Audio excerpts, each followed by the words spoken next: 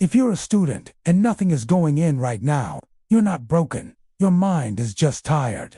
You sit with the book, read the same line again, and still, nothing stays. That doesn't mean you can't do it. It means you're trying to start with too much. You don't need a full study plan today. You don't need 6 hours. Start with 10 minutes. Just 10. I know your brain says it's pointless. That 10 minutes won't change anything. That you should wait until you feel focused. That's the trap. Focus doesn't come before studying. Focus comes because you study. 10 minutes today. 10 minutes tomorrow. That's how momentum begins. 1 page. 1 topic. 1 revision.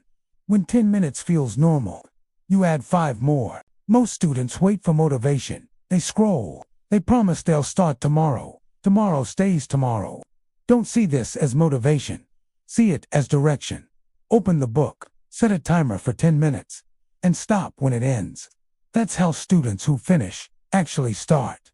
If this helped you even a little, you know where to find me.